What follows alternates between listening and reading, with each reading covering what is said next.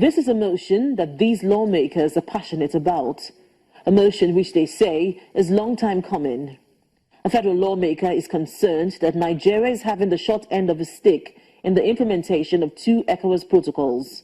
He says the 2 Ecowas protocols, namely the Common External Tariff and the Ecowas Trade Liberalization Scheme, have damaged the real and manufacturing sectors, causing the exit of manufacturing firms like Dunlop, Michelin and Lever Brothers from Nigeria, and relocate to neighboring Ecowas states to manufacture and ship same products back to Nigerian markets at zero duty.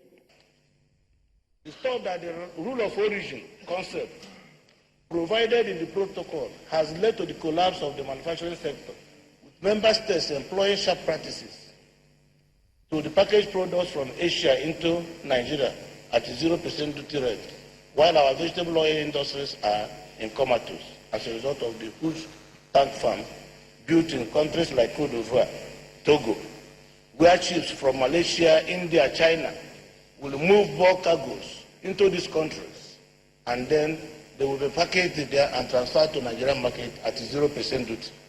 Senator Uzodimma wants government to take drastic actions. All the lawmakers agree. Urge the federal government to suspend forthwith the Ecowas Trade Liberalization Scheme and the Ecowas Common External Tariff.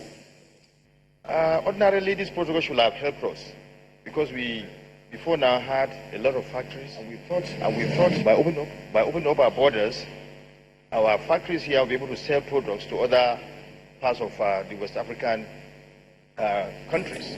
But for some people to begin to use the protocols to refuse to pay us what is due to us as a nation, I think is something that we need to look into.